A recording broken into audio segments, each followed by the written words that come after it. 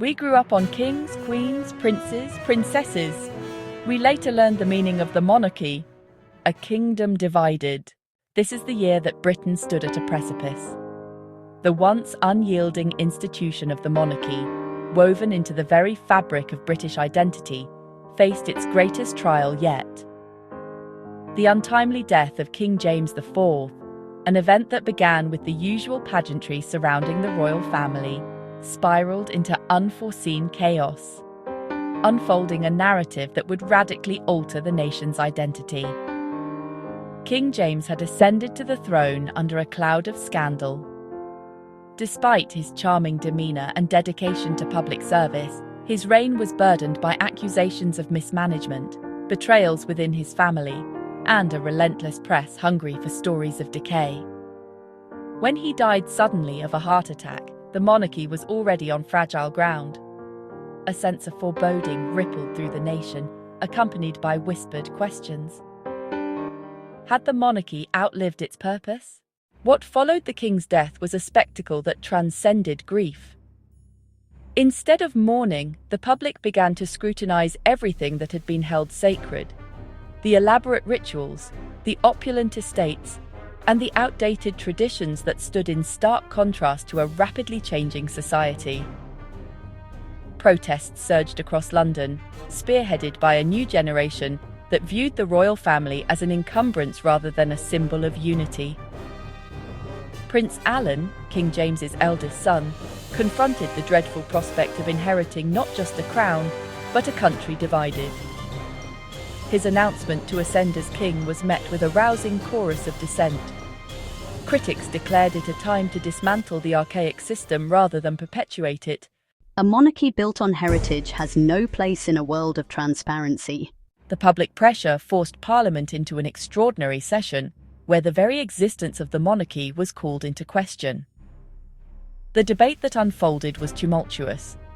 Some parliamentarians argued for reform, a constitutional monarchy whereby the king would operate under significantly reduced powers, driven more by public sentiment than royal prerogative. Others insisted on abolishing it entirely, transforming the country into a republic. With each passing day, the cracks in the institution deepened, forcing Prince Alan and the royal family to reconsider their place in modern Britain. It was a family still mired in the exclusionary traditions that had been their hallmark for centuries. That evening, in the dim light of a private room in Buckingham Palace, Prince Alan convened his family for what he termed an intervention. We can't afford to cling to the past. The world is changing. It's time we re-evaluate our role. But how do we begin to reshape perceptions? We need to be more than just figures on a throne. We need to resonate with the people. Before a decision could be forged, news broke that a significant move was being made by Parliament. A vote to dissolve the monarchy was set for the following week. The impending question loomed heavy over the family. In a desperate attempt to salvage the monarchy's legacy, Prince Alan addressed the nation, urging for collaboration between the royal family and the people, suggesting a new Monarchy for the People initiative, wherein the monarchy would forgo many of its privileges in favour of raising societal issues. But his message faltered amidst the outrage, perceived as a half-hearted attempt to cling to power. As the pivotal vote approached, the nation held its breath, awaiting the future that now seemed predestined. On the day of the vote, Parliament was filled to capacity, tension thick in the air. As deliberations commenced, factions both for and against presented impassioned arguments, each defying or affirming the fabric of British society. As the results poured in, it became clear that the tide had turned. The monarchy would be abolished. The news cracked through the hearts of loyalists like thunder. The monarchy is no longer seen as a representation of our values, a lawmaker declared, the final vote sealing the royal family's fate. From that day forward, Britain officially became a republic, and the prince and princesses were stripped of their titles, now mere citizens with no more significance than any individual in the land. As Buckingham Palace became a relic of the past, the royal family faced an uncertain future. Their ciphers erased from documents, their titles dissolved. Yet the newfound freedom echoed hope across the nation. No longer bound by the chains of the past, citizens came together, united in the belief that they could forge a better, more inclusive society. Prince Alan and Princess Amelia adapted, seeking to serve their community. They became advocates for those neglected by the system, emphasizing that real leadership begins with serving one's people over hotly pursued privilege. They realized their influence could extend beyond hereditary titles. A new chapter for them unfolded, driven now by actions rather than lineage. In time, Britain found resilience beyond its monarchy. They embraced their identity as a republic with courage and vigor, realizing that leadership could flourish through unity and empathy rather than a gilded crown.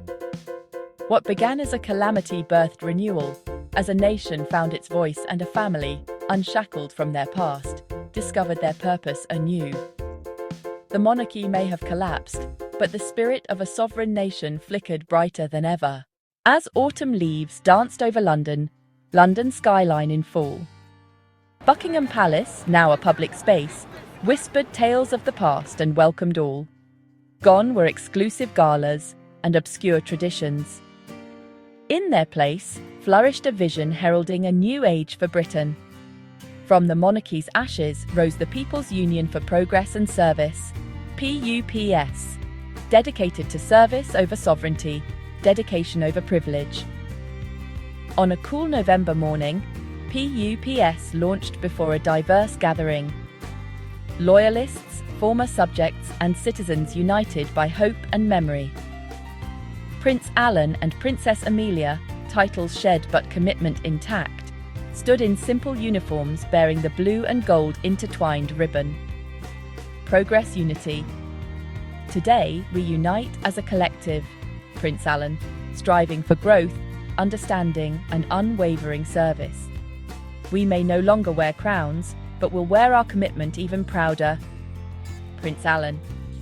PUPS is connection, Princess Amelia, holding hands with neighbours, sharing strengths, and uplifting those in need through compassion and action. Applause swelled, shadowed by doubts. Loyalists clung to grandeur. Citizens sought proof that change could last. Proof arrived in action: health drives, youth mentorships, and local business revivals.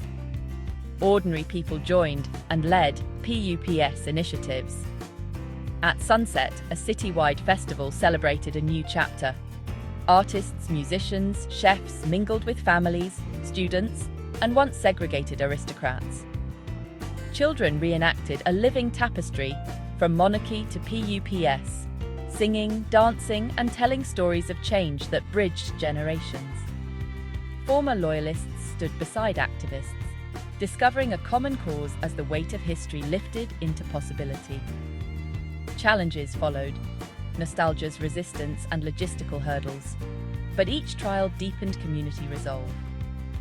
Service is our crown became a living motto as PUPS took root across Britain, weaving hope and mutual respect. Under once guarded spaces, a new legacy glowed. Every good deed casting light that guided neighbourhoods night after night. With dawn, Britain looked forward, not bound by history alone, but as architects of a future where service measures greatness. In unity, they forged a bond no crown could claim. A bond to redefine the nation for generations to come.